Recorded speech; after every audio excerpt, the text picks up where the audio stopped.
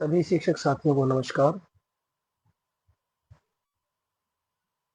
क्या आप साथी सुन पा रहे हैं? एक बार कंफर्म कराएं प्लीज। क्या मेरी आवाज आप तक पहुंच पा रही है?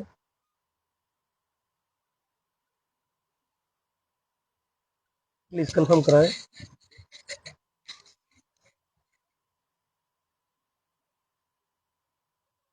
गुड इवनिंग रवि जी, क्या आप सुन पा रहे हैं?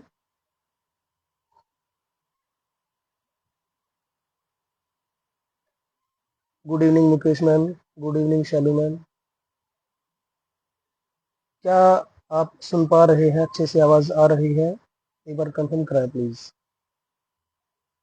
ओके, ठीक है मुकेश मैम, आपने कंफर्म कराया।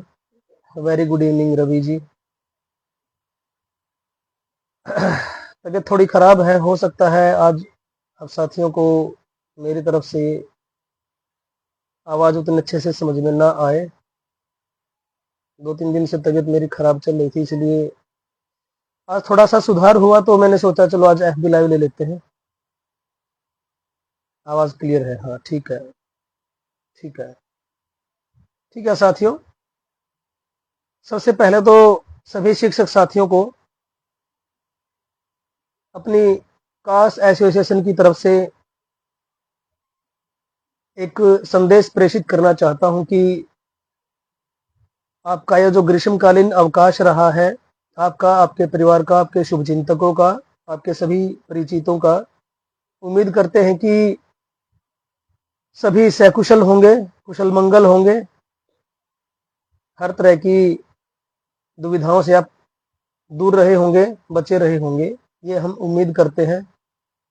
अब 2 दिन बाद आपके स्कूल खुलने वाले हैं, बड़ा अच्छा लगेगा, एक बार फिर से हम अपने शिक्षण कार्य की तरफ दोबारा फिर से लौटने वाले हैं।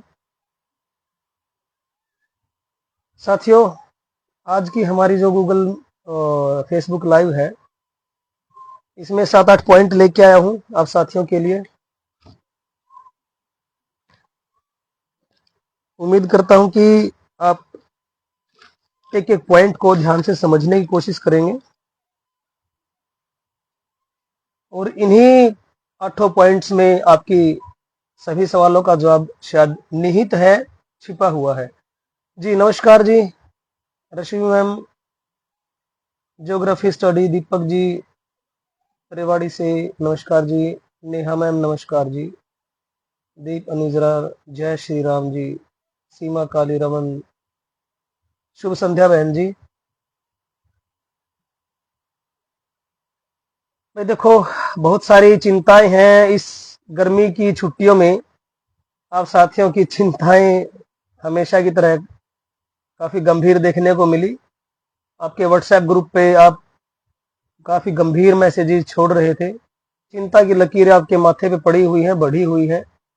लेकिन मैं हमेशा से एक बात कहता आया हूं कि जब तक संगठन है, कास्ट एसोसिएशन है, आपके माथे पे चिंता की लकीरें तो नहीं आनी चाहिए। चलो ठीक है, आपको कई सवालों का जवाब नहीं मिल पाता, आपको ये किसी समस्या का हल नहीं पता कि क्या होगा, कैसे होगा, वो तो चलो एक वाजिब है।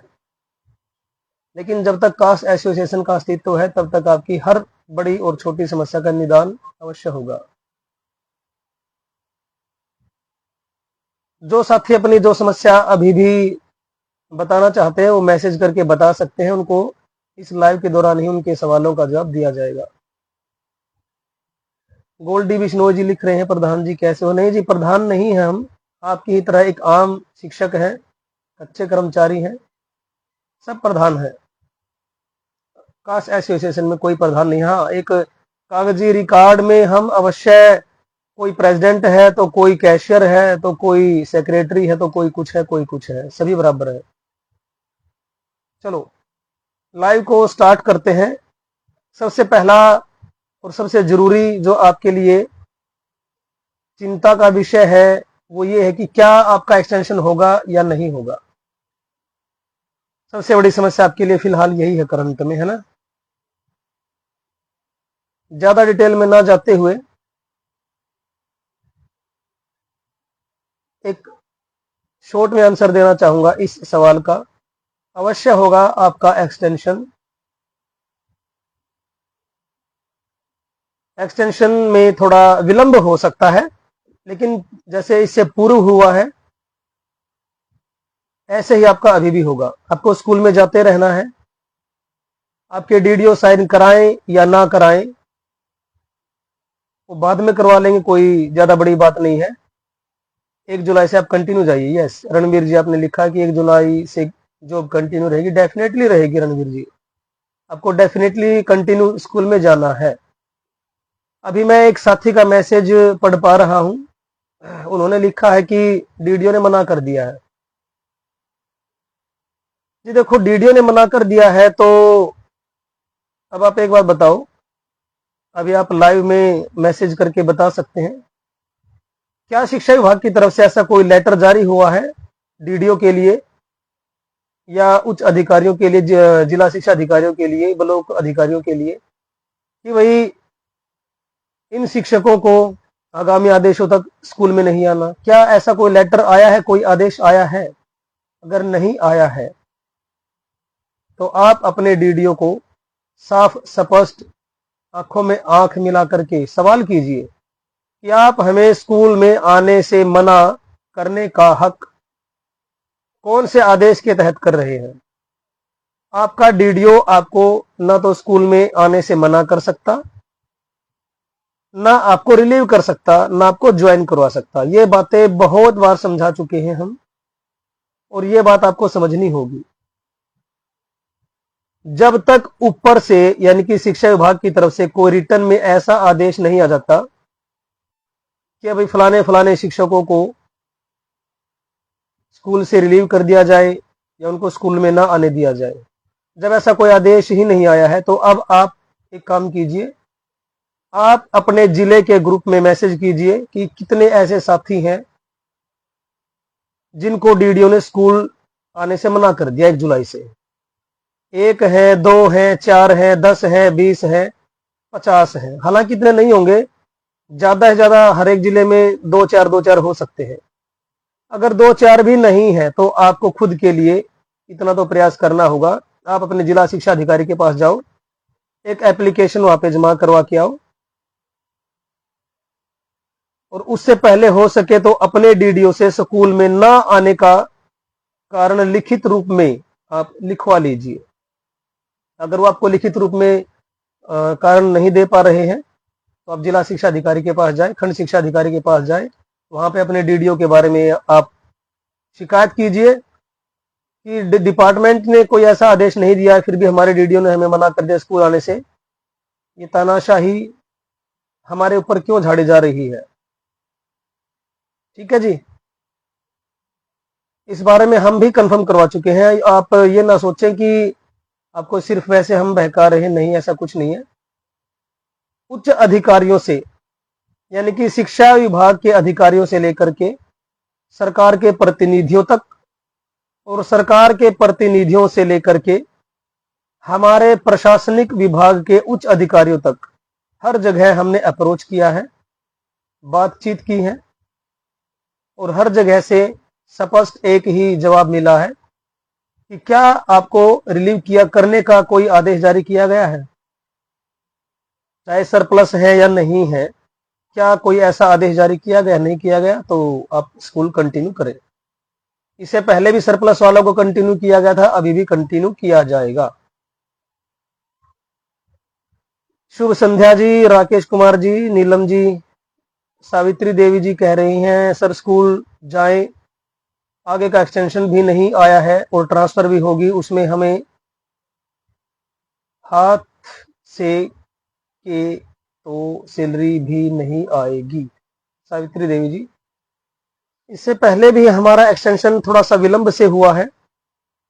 इससे पहले भी हम सरप्लस होने के बावजूद स्कूल में जाते रहे हैं, अभी भी जाएंगे। नेहा मैम ने एक लिखा है मैसेज कि सर डीडीओ ने ज्वाइनिंग डाटा सेंड करने से मना कर दिया है, ये कह रहे कि हमारे पास कोई ईमेल नहीं आई है। कोई बात नहीं नेहा मैम, आपका डाटा भेजे या ना भेजे, इससे किसी एचकेआरएन कर्मचारी को कोई नुकसान नहीं होने वाला, क्योंकि एचकेआरएन की जो डिटेल्स मांगी गई थी, हालांकि वो डिटेल्स जॉब सुरक्षा न मिलने वाले कर्मचारियों की शिकायत का परिणाम है। उन्होंने शिकायत करी थी उच्च अधिकारियों के पास कि हमें जॉब सिक्योरिटी नहीं दी गई है, लेकिन डिपार्टमेंट के अधिकारियों ने सभी एचकेआरएन के कर्मचारियों का डाटा मांग लिया। अब उसमें जिम्मेदार सिर्फ और सिर्फ आपका डीडीओ है। वो डिटेल भेजे या ना भेजे, आपको उसकी कोई टेंशन नहीं लेनी। कल को कुछ नुकसान होगा तो आपके डीडीओ का होगा, आपका कोई नुकसान नहीं होगा।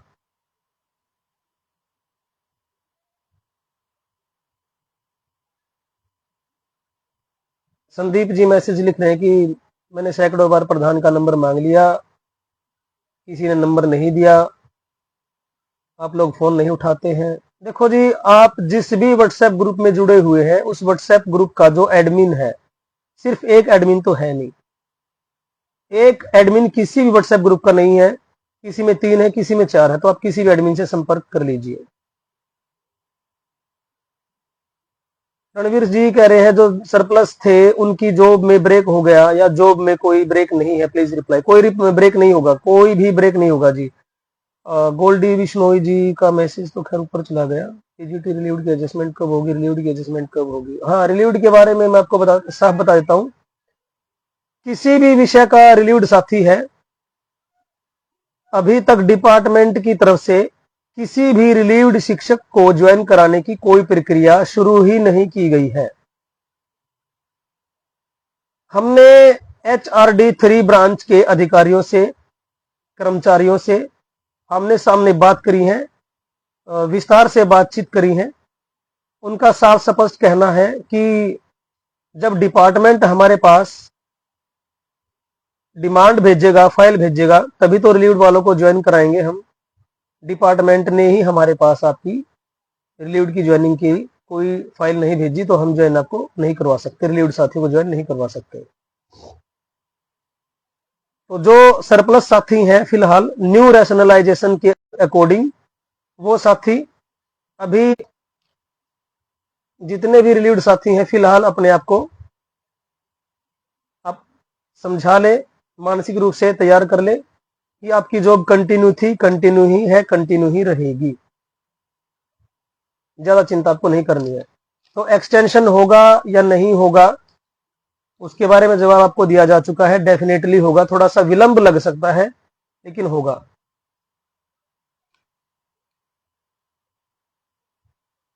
सर अप्रैल की सैलरी का क्या होगा? रणवीर सिंह पूछ रहे हैं अप्रैल की सैलरी का क्या होगा। सर शायद आप हमारी इससे पूर्व वाली एफबी लाइव को या यूट्यूब चैनल को आप नहीं देख पाए हैं कि शायद साफ स्पष्ट आपको बताया गया था अप्रैल की सैलरी आपको नहीं मिलेगी।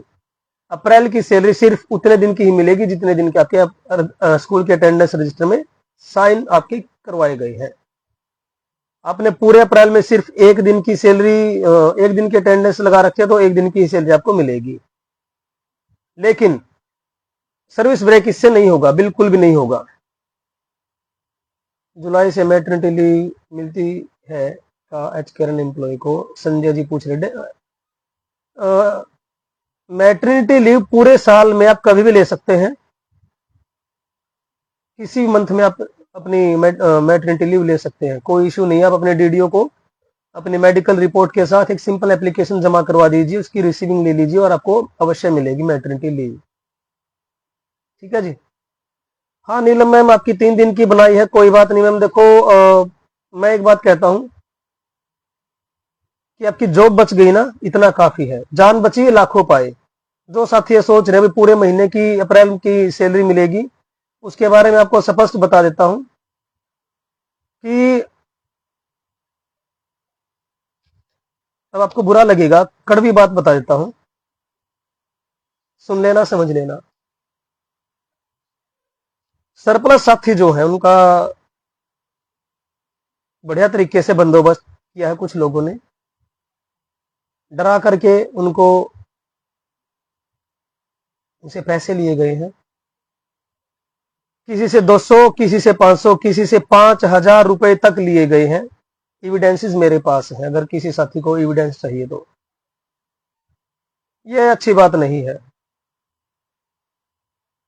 और जिन्होंने आपसे पेमेंट ली है 200 रुपए, 500 रुपए या इससे ज्यादा, उन साथियों की विजिट का आपको मैं बता देता हूं।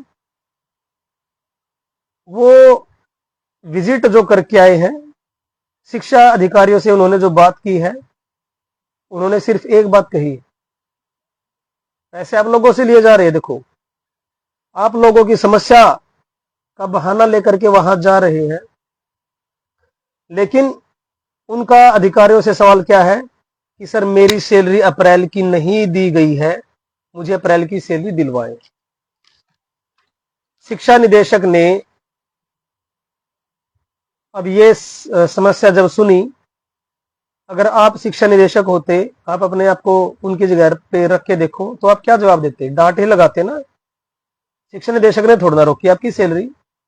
आप स्कूल में गए ही नहीं, आपने स्कूल में काम किया ही नहीं, तो आप सैलरी की डिमांड कैसे कर सकते हैं? और चलो मान लो आपने डिमांड कर ली, आपके डीडीओ ने आपकी सैलरी भी बना दी, लेकिन आपके इस स्कूल का स्टाफ कल को आपके खिलाफ कंप्लेंट दर्ज करवा देगा कि भाई ये कथित टीचर स्कूल में आया नहीं और उसने पूरी सैलरी निकलवा ली। आरटीआई लगा करके वो इसका जवाब ले सकते हैं। आपकी भी जॉब जाएगी, आपके डीडीओ की भी जॉब जाएगी। एक महीने की सैलरी, नाजायज सैलरी पाने के लिए आप क्यों इतना छटपटा रहे हैं? और छटपटाने वालों ने शिक्षा निदेशक का जवाब भी सुन लिया, बढ़िया वाली डांट उनको पड़ी है। बेशक से आप लोगों से पैसे लेकर के आपके कल्याण या आपकी आवाज को उठाने के लिए वो वहां पे गए, लेकिन उस आड़ में वो व्यक्तिगत काम करवाते हैं, व्यक्तिगत समस्या, व्यक्तिगत लाभ के लिए जाते हैं, गुमराह आप लोगों को करते हैं। अगर किसी साथी को लगता है कि ये बात झूठी है, मेरे पास एविडेंसेस है। अब गुमराह आप होते हैं, पैसे आप देते हैं, पैसे लेने वालों से जवाब या परिणाम आप मांगेंगे ना, मैं थोड़ा ना मांगूंगा। मैंने पैसे नहीं दे रखे, अगर मैं मांगता हूं तो मुझे क्या जवाब दिया जाएगा कि सर आपने पैसे दिए हैं क्या? जो आपने पैसे दिए नहीं तो आप सवाल कैसे कर सकते हैं? ठीक है।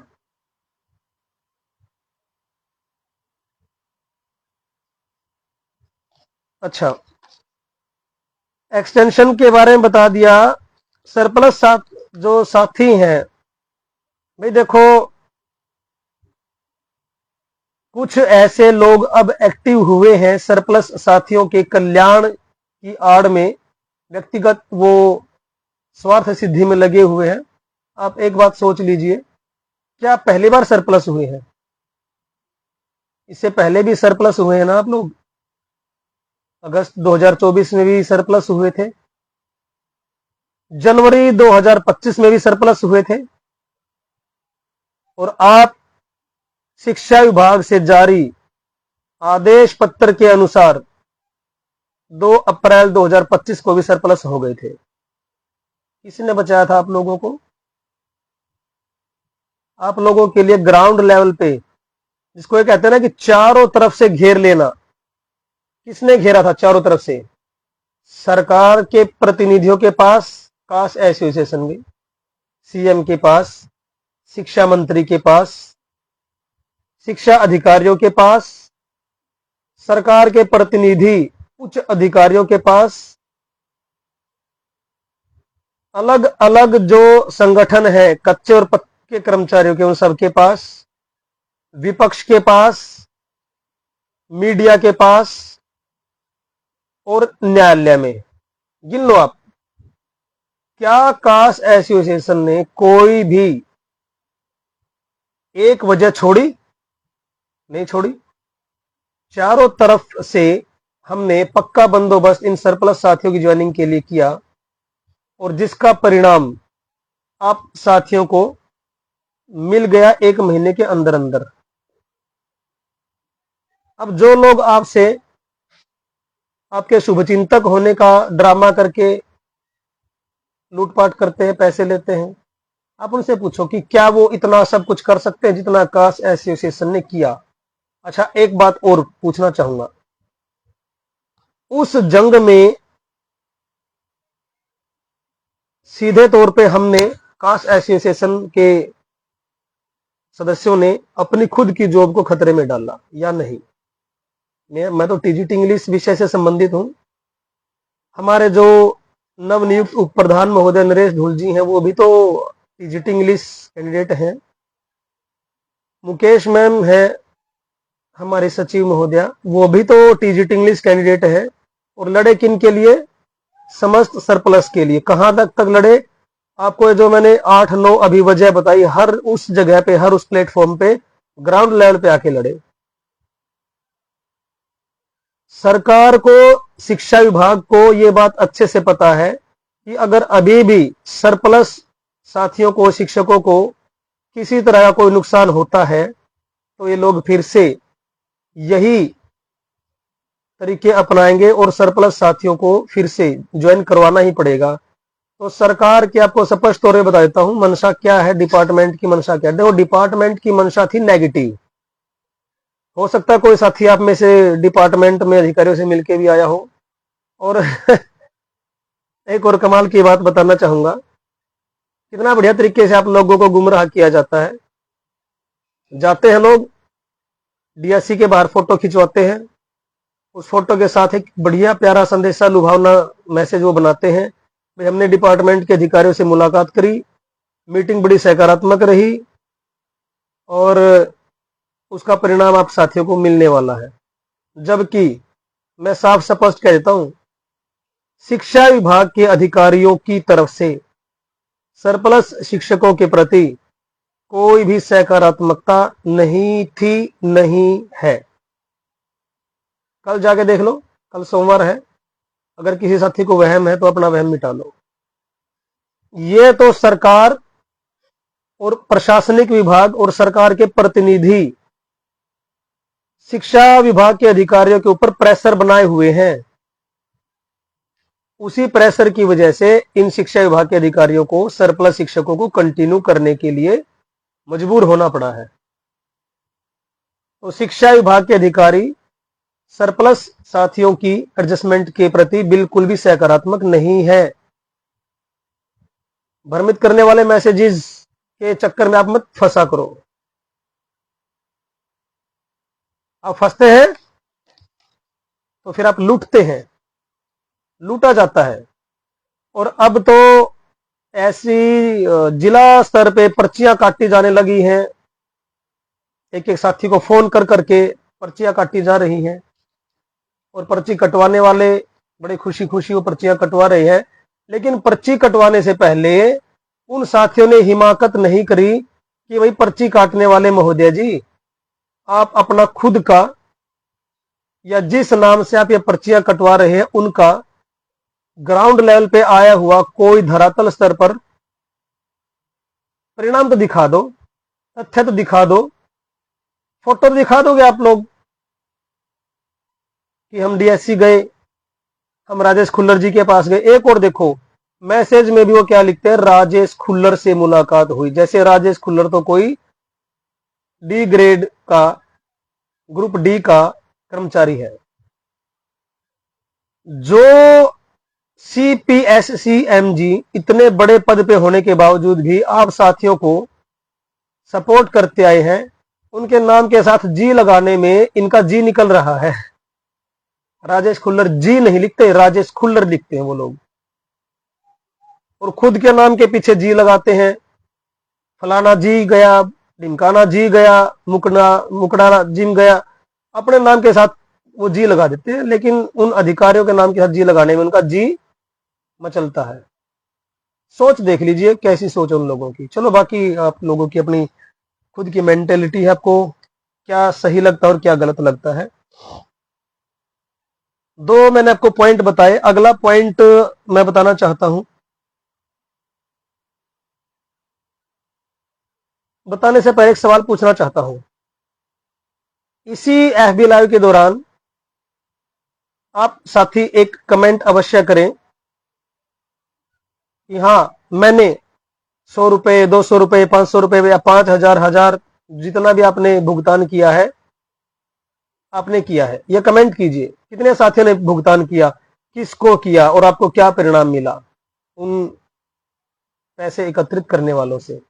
जबकि अप्रैल के महीने में 8-9 अलग अलग तरीके से ग्राउंड लेवल पे प्रयास करने के एवज में क्या कास्ट एसोसिएशन ने आपसे संगठन के स्कैनर पर, संगठन के बैंक अकाउंट में 1 रुपया लिया? क्या आपसे अप्रैल के महीने में 1 रुपया लिया? सरप्लस वालों से मैं पूछना चाहता हूं। फरवरी माह के बाद हमने देखो मार्च, अप्रैल, मई और जून 4 महीने हो गए, 1 रुपया हमने नहीं लिया। जिन्होंने लिया आप उनसे सवाल जवाब अवश्य कीजिएगा। तो आपको जागरूक खुद भी बनना है, औरों को भी जागरूक करना है। एक भाई 3-4 दिन पहले एक मैसेज आया था कि 1.25 लाख एचकेआरएन कर्मचारियों की सैलरी में बढ़ोतरी हो गई है। हाँ हुई है, लेकिन 2022 या उसके बाद लगे शिक्षकों के ऊपर फिलहाल वो लागू नहीं है। ठीक है, कुछ साथियों ने व्हाट्सएप ग्रुपों में लिखा जी इससे पहले भी 8% बढ़ा था, हमें तो आज तक नहीं मिला, 5% फिर से बढ़ गया, हमें अभी भी नहीं मिलेगा। नहीं मिलेगा भाई, नहीं मिलेगा। कंफर्मेशन नहीं है इस बात की, क्योंकि डिपार्टमेंट खुद उलझा हुआ है कि भाई ऐसे तो जो जॉब सुरक्षा वाले कर्मचारी हैं वो और जिनको जॉब सुरक्षा नहीं मिली है वो बराबर ही हो जाएंगे, फिर तो इनमें फर्क क्या रह गया। सिर्फ इस एक वजह से डिपार्टमेंट एचकेआरएन के 2022 या उसके बाद लगे शिक्षकों को ये वेतन बढ़ोतरी में शामिल नहीं कर रहा है। ओके, चलिए जो महिला साथी हैं उनके लिए एक शुभ सूचना ये है कि डिपार्टमेंट ने, सरकार ने, हरियाणा सरकार ने जो रेगुलर कर्मचारी हैं, महिला कर्मचारी हैं, नियमित कर्मचारी हैं, उनको तो 20 की बजाय अब 25 अवकाश देने का प्रावधान लागू कर दिया है।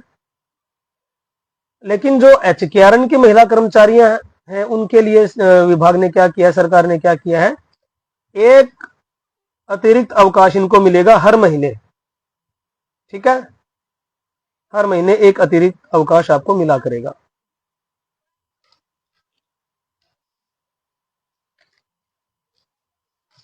इसके बाद आप साथियों को बता देना चाहता हूं कि जो पोर्टेड कर्मचारी थे जिनकी संख्या 1,06,513 थी, पोर्टेड, जिनका डाटा भी मांगा गया, अभी आप लोगों ने अपने स्कूल के डीडीओ से देखा होगा। पोर्टेड यानी कि जो कर्मचारी किसी भी विभाग में ठेकेदारी प्रथा के थ्रू लगे हुए थे और उनको बाद में एचकेआरएन में कन्वर्ट कर दिया गया, पोर्ट कर दिया गया, और उनके अलावा 22 लगभग 22,000 यानी कि आपको एग्जैक्ट अगर संख्या बताए तो 21,857 कर्मचारी ऐसे हैं जिनको फ्रेश डिप्लॉयमेंट दी गई है, एचकेआरएन में फ्रेश तरीके से ज्वाइनिंग दी गई है। तो कुल मिलाकर के ये वो 1.25 लाख कर्मचारी हैं जिनको सरकार अभी ये लाभ दे रही है। शिक्षकों के ऊपर फिलहाल ये लागू नहीं किया गया है। 812 रुपए से लेकर के 1205 रुपए तक इनकी वेतन में बढ़ोतरी की गई है। फिर भी जब तक कंफर्म नहीं होता तो आप साथियों से एक निवेदन है, जैसे ही आप स्कूल में जाओगे 1 जुलाई को तो अपने डीडीओ से या स्कूल के क्लर्क से अपना जून के महीने का इनवॉइस बनवाओगे। अगर आपकी सैलरी में बढ़ोतरी हुई तो ऑटोमेटिक उसमें आपकी सैलरी बढ़ के आ जाएगी। लेकिन जो अभी तक हमारे पास सूचना उपलब्ध कराई गई उसके अनुसार हमें वो वेतन बढ़ोतरी नहीं मिलेगी। मुकेश जी ने पूछा है सर एक बात और बताओ, क्या हम अगर पूरे मंथ में एक भी लीव ना लें तो क्या वो नेक्स्ट मंथ में ऐड होंगी या नहीं? डेफिनेटली होंगी मुकेश मैम। कुल मिलाकर के आपको 10 सीएल और 10 मेडिकल लीव, कुल मिलाकर के 20 छुट्टियां आपको मिलती हैं।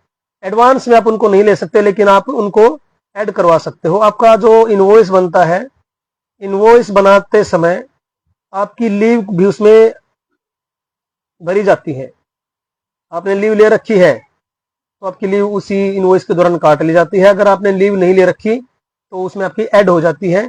आप अपने डीडीओ से, क्लर्क से 1 जुलाई को कंफर्म करवा लीजिएगा। लॉगिन करने के बाद वो चेक करके आपको बता देंगे कि आपकी अभी तक वर्तमान समय तक कितनी मेडिकल लीव और कितनी कैजुअल लीव आपकी बची हुई है। वो आपकी हर महीने ऐड होती जाएंगी अगर आपने मेडिकल लीव या कैजुअल लीव नहीं ली है। मैक्सिमम 20 लीव्स आपको मिलती हैं। महिलाओं का अब एक और अतिरिक्त अवकाश मिला करेगा तो इनको तो और भी ज्यादा बेनिफिट हो गया है। एक साथी पूछ रहे हैं कि जी क्या हम भी परमानेंट की तरह अपनी छुट्टी हर महीने ना लेकर के इकट्ठी नहीं ले सकते? जी देखो, आपको बता दिया है, मतलब आपने अगर एक भी सी लीव नहीं ली पूरे साल के दौरान तो आप दिसंबर के महीने में इकट्ठी 10 की 10 सीएल ले सकते हैं। आपने एक भी मेडिकल लीव नहीं ली, आप अपना CMO, चीफ मेडिकल ऑफिसर से अपना मेडिकल बनवा करके आप अपनी इकट्ठी मेडिकल लीव भी ले सकते हैं। ओके।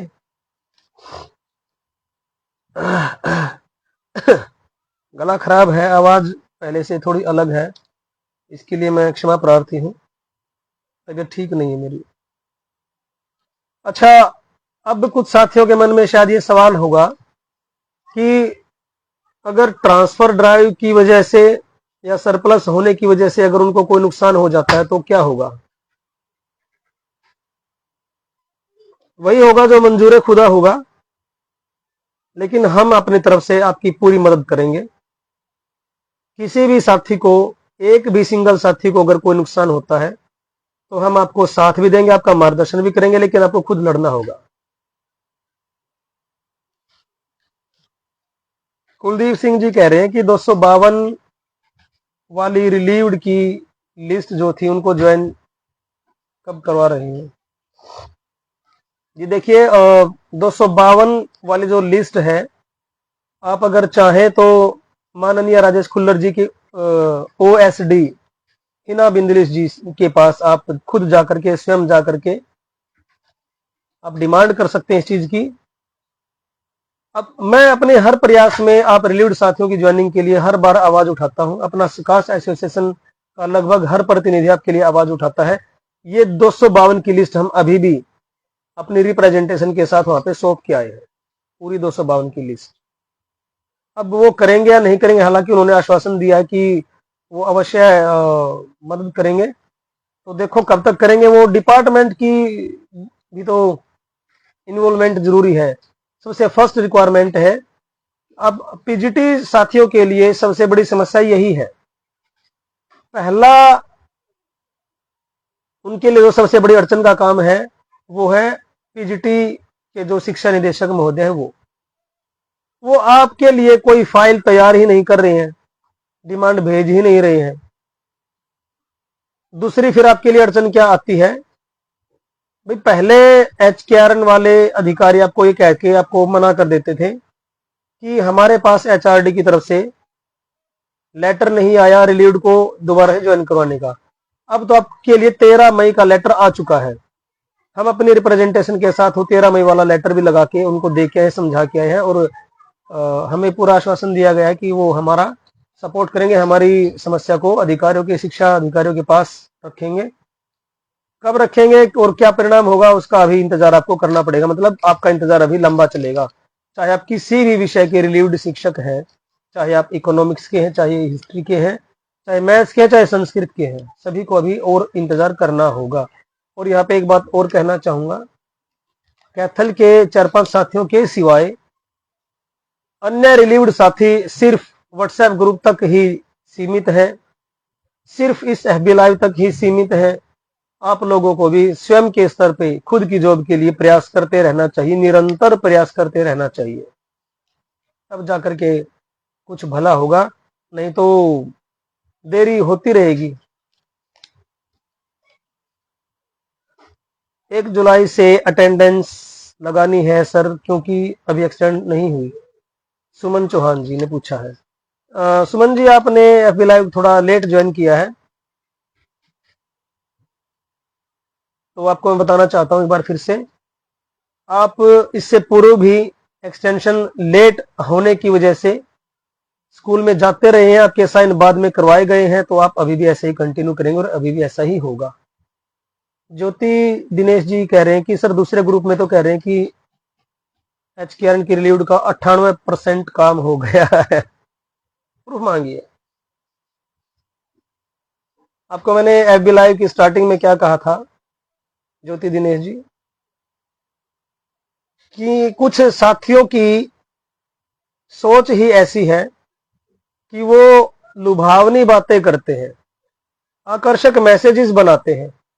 किस लिए करते हो ये काम? ताकि आप लोग प्रभावित हो जाए, उनकी बातों में आ जाए, उनकी बातों पे विश्वास कर ले, और उसके बाद तुरंत बाद क्या होता है? जवाब दीजिए। तुरंत बाद क्या होता है?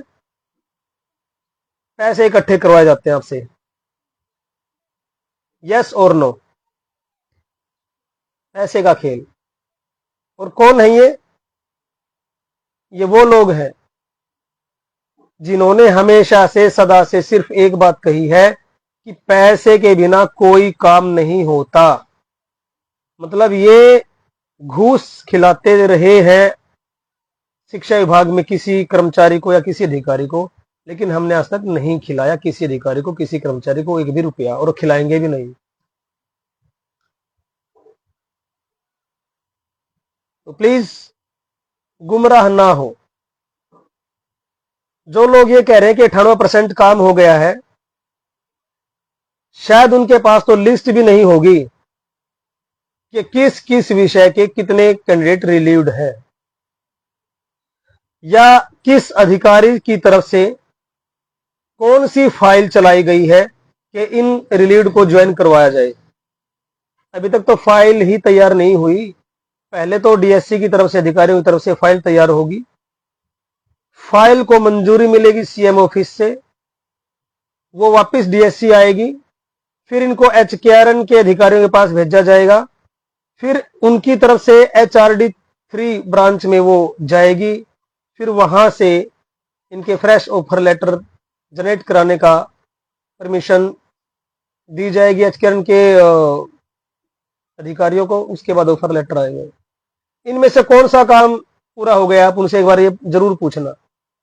इनमें से अगर एक काम भी हो गया हो तो भी मैं विश्वास कर लूंगा कि 98% काम पूरा हो गया रिलीव्ड वालों का। नहीं हुआ है ऐसा कुछ भी। इनमें से एक भी काम नहीं हुआ। काम कराने के लिए step by step procedure follow करना पड़ता है, तब जाके काम होते हैं, ऐसे नहीं होते। वहां जाके फोटो खिंचवा करके, अधिकारियों से बात करके, लोगों को लुभावने मैसेज डाल के ऐसे काम नहीं होते हैं जी। और हम इसी वजह से कास्ट एसोसिएशन, इसी वजह से हम लोगों की नफरत का भी शायद कारण बनते हैं, क्योंकि हम लुभावने मैसेज, लुभावनी बातें नहीं करते। हम हर कड़वी बात को साफ स्पष्ट तौर पे रखते हैं, प्रूफ के साथ, एविडेंसेस के साथ रखते हैं। ओके।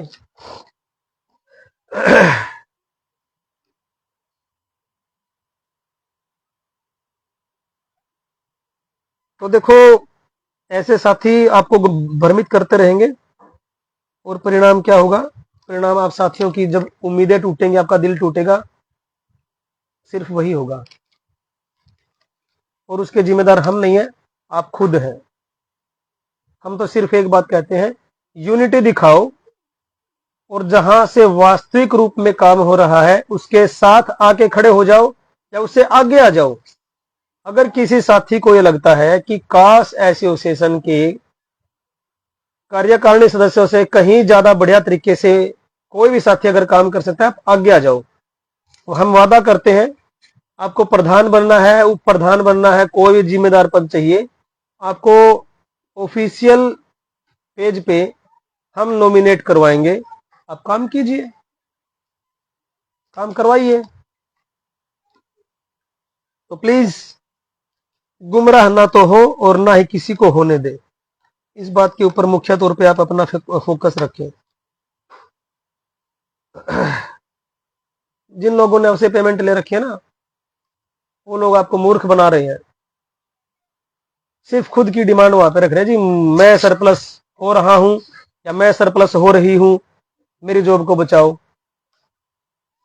मेरी अप्रैल की सैलरी रुकी हुई है, मेरी अप्रैल की सैलरी दिलवाओ। दोनों ही डिमांड नाजायज है, दोनों ही डिमांड बिल्कुल गलत है, और पैसे आपसे लिए जा रहे हैं।